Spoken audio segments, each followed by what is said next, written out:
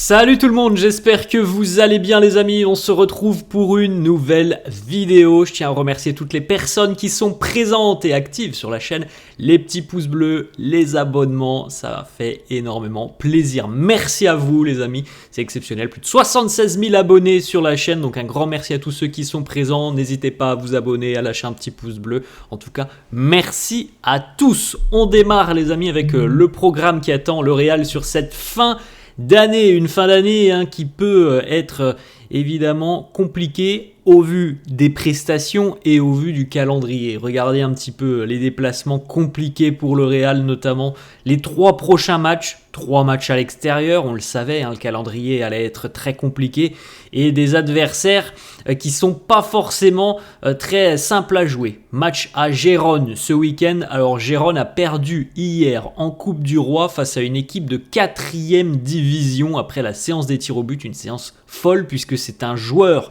de champ qui a dû remplacer le gardien et qui a sorti le péno vainqueur. Bref, voilà, Gérone a certainement aussi quelques problèmes après cette rencontre, comme le Real qui a perdu hier, et évidemment on va en parler. La semaine prochaine, déplacement qui franchement fait peur, du côté de l'Atalanta en Ligue des Champions, au vu du niveau actuel du Real et du niveau actuel de l'Atalanta, qui est l'une des meilleures équipes d'Italie et l'une des meilleures équipes d'Europe, tout simplement. Quand on regarde le classement de Ligue des Champions, le déplacement du côté de Bergame, il fait vraiment peur pour le Real. On sait en plus que le Real est à la limite pour le moment au niveau de la qualification en LDC et qu'il faut en tout cas aller chercher des points du côté de Bergame, si possible 3. Ça s'annonce compliqué quand on voit ce que propose le Real à l'heure actuelle. Et puis le 14 décembre, donc samedi dans une semaine maintenant, nous aurons un déplacement aussi pour un nouveau derby en Liga du côté de Vallecas où il n'est jamais simple de s'imposer. Donc là, franchement, on a une semaine qui s'annonce très compliquée pour le Real. On va pas se mentir. Il va falloir hausser un petit peu le niveau, un petit peu beaucoup même pour le Real. Sinon, on va encore une fois au-devant de grandes déconvenues sur ces 3 rencontres pour les Madrilènes. On regarde les amis cette petite information. Entraînement aujourd'hui, pas de jour de repos. Pas de jour de repos pour les joueurs malgré le match à Bilbao hier soir. Entraînement cet après-midi, 15h à Valdebebas, vous l'avez vu. Il faut préparer la rencontre de Gérone qui aura lieu samedi. Donc dans 48 heures, les Madrilènes seront déjà de retour sur le terrain à Montilivi face à Gérone. On regarde les amis les unes des quotidiens madrilènes. Marca qui titre « Sigue sin dar la talla », toujours pas à la hauteur. Alors c'est une déclaration qui vaut pour Kylian Mbappé, qui de nouveau hier est passé à côté lors d'un grand rendez-vous, puisque affronter l'Athletic c'est toujours un grand rendez-vous, c'est toujours un match à part, c'est toujours un match compliqué, et qui a de nouveau raté un penalty. Alors toujours pas à la hauteur, ça vaut pour Mbappé, ça vaut aussi pour le Real. Malheureusement, c'était un nouveau test hier, affronter, comme je viens de le dire, une grosse écurie. Encore une fois, le Real est passé à côté de sa rencontre. Alors je veux bien, la deuxième mi-temps est plus intéressante que la première.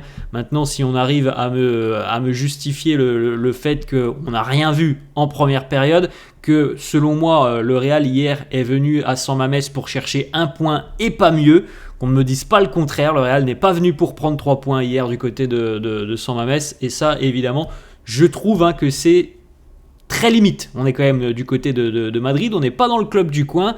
Venir à San Mamés avec aussi peu d'ambition hier, le Real au final l'a payé avec cette défaite 2-1. La une du quotidien AS, no hay consuelo. Il n'y a pas de consolation pour Mbappé.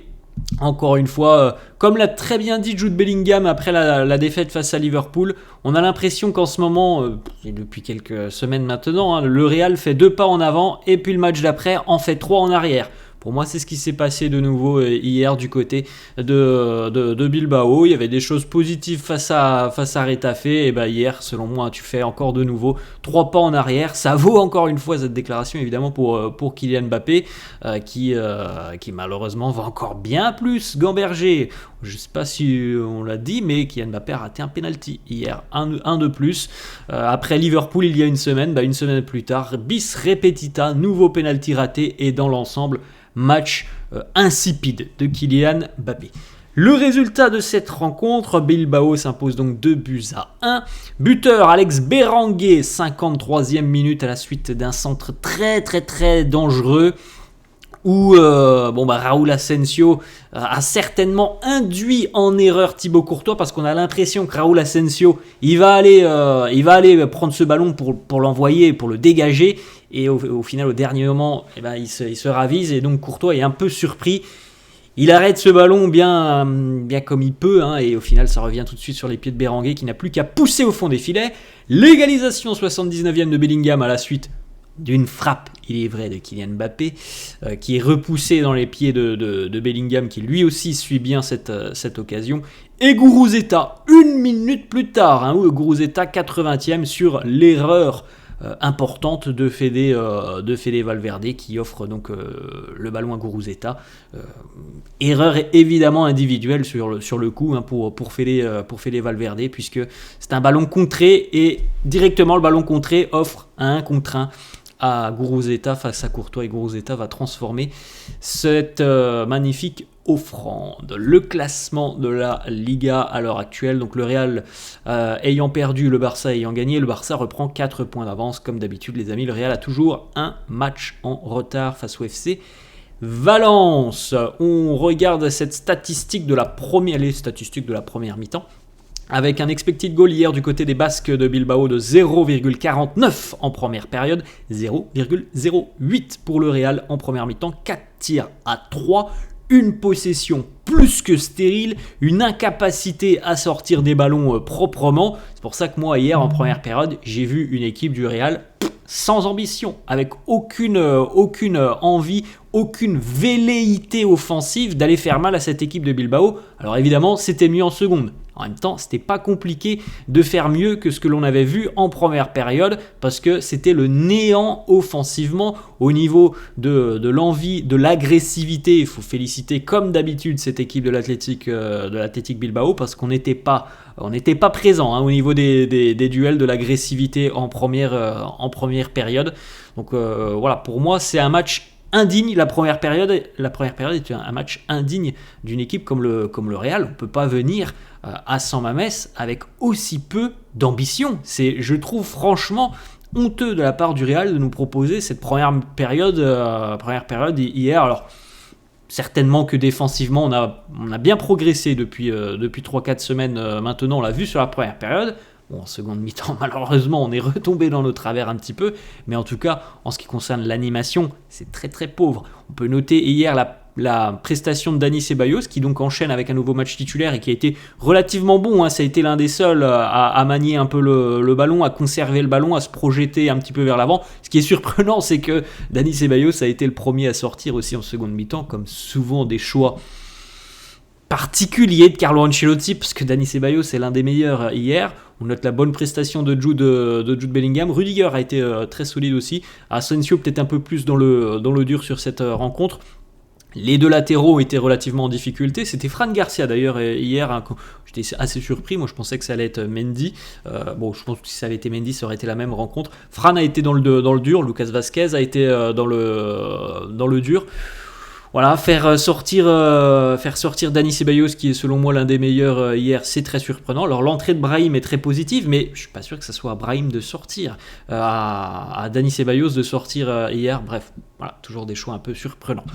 Les déclarations d'après-match, Ancelotti qui nous dit on mérite un match nul. Je ne sais pas si le Real mérite un match nul. Je trouve que cette équipe de l'Athletic nous a posé quand même beaucoup de problèmes. Alors oui, on a des situations en seconde mi-temps, on a eu des opportunités, il y a le penalty notamment, mais je trouve que c'est quand même relativement pauvre, que les Basques nous ont fait mal. Je suis pas sûr que l'on mérite véritablement ce match nul. En tout cas, je réitère ce que j'ai dit en début de vidéo. Pour moi, le Real hier n'est pas venu pour gagner du côté de Bilbao. C'est très important. Ils sont pas venus pour gagner, ils sont venus pour prendre un point. C'est la première mi-temps qui nous le fait dire. Tout simplement, le Real n'a jamais eu l'ambition de prendre le jeu à son compte hier. Autre déclat de Carlo qui nous dit notre deuxième mi-temps était meilleure que la première. Nous aurions pu avoir un meilleur résultat. Mais on continue à se battre. On est concentré maintenant sur la rencontre de samedi. il y a eu du mieux parce que aussi évidemment les Basques ont très rapidement pris les devants en seconde mi-temps, donc le Real a dû un petit peu sortir la tête de l'eau, se projeter un peu plus offensivement. On enchaîne, une petite stat, on l'avait dit hier, hein, pourtant l'Athletic est une équipe qui réussit plutôt bien au Real puisque le Real n'avait plus perdu face aux Basques en Liga, match à domicile ou à l'extérieur depuis 10 ans maintenant. 9 ans, c'est en 2015 la dernière défaite du Real à l'époque face à l'Athletic Bilbao. 4 défaites sur les 8 derniers matchs, 5 défaites sur les 11 derniers matchs. Les choses sont comme elles sont du côté du Real à l'heure actuelle. Un Real malade, un Real convalescent, comme on l'a dit. On a l'impression qu'on va de l'avant et le match d'après, eh bien on refait des pas en arrière. C'est exactement ce qu'il se passe à l'heure actuelle. Le Real qui a subi 5 défaites sur ses 11 derniers matchs, toutes compétitions confondues. C'est déjà une de plus que sur les 73 autres rencontres précédentes. C'est quand même assez dingue cette statistique. On n'arrive pas à trouver la bonne formule, la bonne alchimie du côté du Real. Carlo, sur les 5 défaites, il nous dit « On le sait, on doit s'améliorer. Nous ne sommes pas aussi solides que la saison dernière. On doit continuer à travailler. C'est la clé. Nous avons joué dans des stades difficiles. » Il a expliqué que jouer à Anfield et San Mamés, ce sont des stades difficiles. Et donc les 2 défaites là, qui viennent d'arriver sont compréhensibles. Évidemment, c'est des stades difficiles, mais au-delà de la défaite, comme on le dit très souvent, perdre, c'est quelque chose qui peut arriver, mais perdre avec ce qu'on a proposé hier, perdre avec ce qu'on a proposé du côté de Liverpool, c'est quand même un peu moins compréhensible parce que, alors, je vois bien, je pense que tout le monde remarque quand même que défensivement, il y a des progrès. Mais offensivement, au niveau de l'animation, les progrès sont quand même difficilement perceptibles. Carlo sur Fede Valverde est coupable d'une erreur hier. Il nous dit il est triste comme Kylian Mbappé, mais Fede est intouchable. Je suis assez d'accord avec Carlo. S'il y a bien un joueur qui peut se permettre une erreur et qu'on ne lui en tiendra pas rigueur, c'est Fede Valverde. Oui, il est fautif hier. Il n'y a pas de doute là-dessus. Maintenant, Fede, comme le dit Carlo, il est intouchable.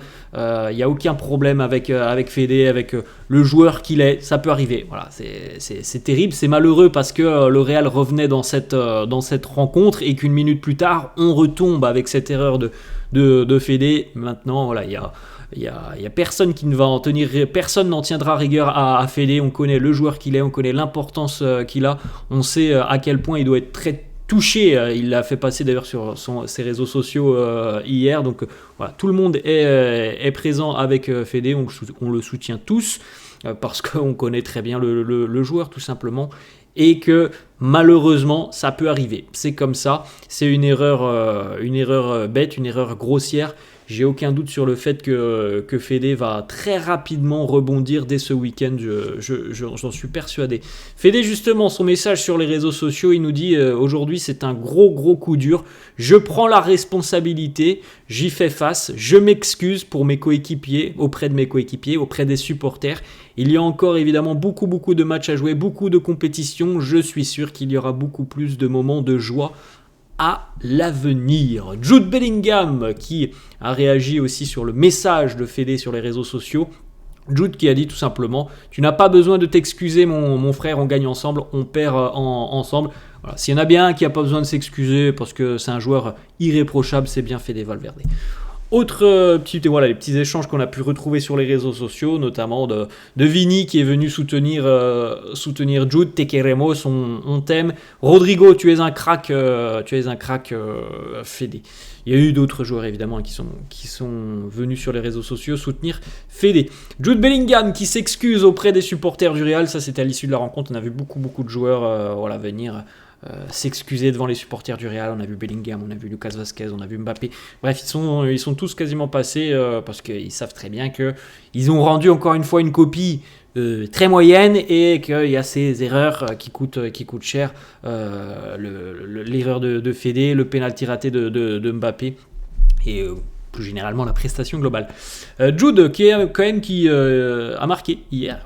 Jude qui marque pour la 4e fois consécutivement en Liga pour la première fois depuis son entrée en compétition avec le Real il y a plus d'un an, août-septembre 2023. Il avait marqué aussi sur 4 matchs consécutifs. Là, on retrouve encore un Jude décisif hier. Et comme pour Dani Ceballos, Jude a été très bon hier. Il a été très bon, il a été très, très à l'aise. Sa qualité pour sortir les ballons, sa justesse et sa finesse technique ont été très importantes, avec encore une fois une grosse débauche d'énergie. Bellingham dans un rôle aussi qu'on lui connaît, un rôle presque de capitaine entre guillemets. Il est venu consoler Kylian Mbappé après le penalty raté par Mbappé. Raúl Asensio aussi est venu avec un petit message pour Mbappé. Mbappé sur les réseaux sociaux, voilà, petit message après son match assez pauvre, pour pas dire un mauvais match encore une fois, et un penalty raté. Il nous dit c'est un mauvais résultat, une grosse erreur dans ce match où tous les détails comptent. Je prends l'entière responsabilité de ce résultat. C'est un moment difficile, mais il y a du temps.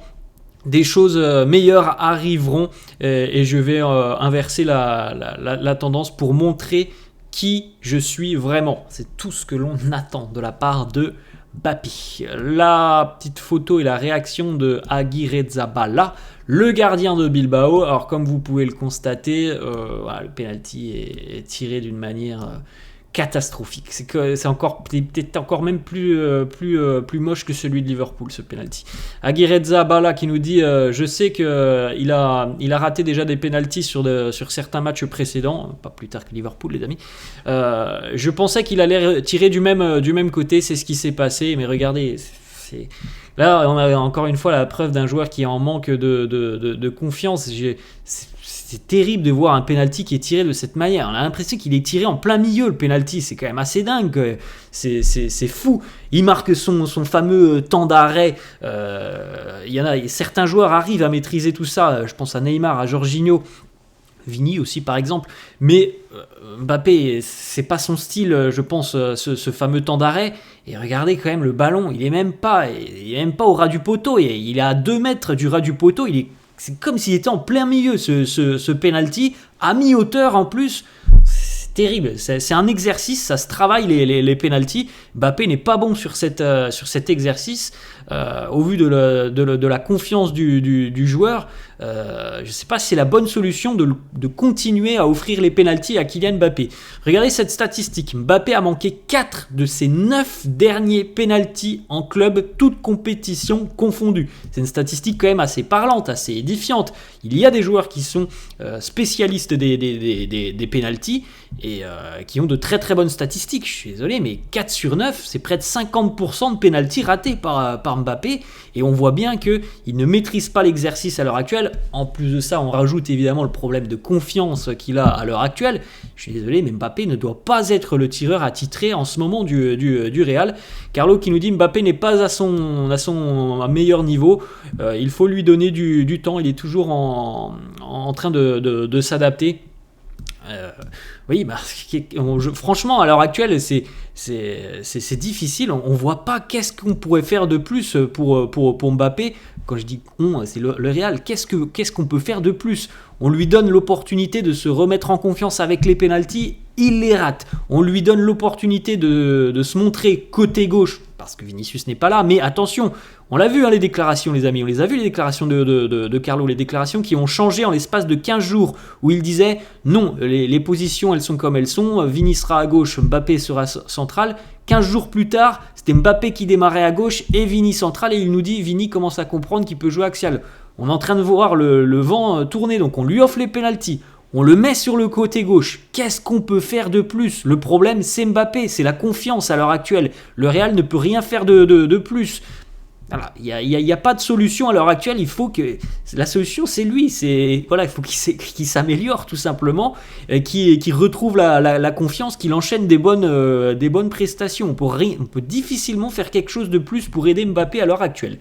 Un changement au niveau des tireurs de pénalty, Carlo qui nous dit non, ils sont 3, Bellingham, Vinicius et Mbappé. Eh bien très bien, alors la hiérarchie elle doit être comme ça. Bellingham ou Vinicius en premier, Mbappé doit être le 3e tireur de pénalty. Je suis désolé, le pénalty hier, il est terrible. Dans la façon dont il le tire, il est terrible. À mi-hauteur, quasiment plein centre, c'est incroyable, c'est franchement incroyable. C'est rare hein, de voir un penalty par un joueur de ce niveau être tiré aussi mal.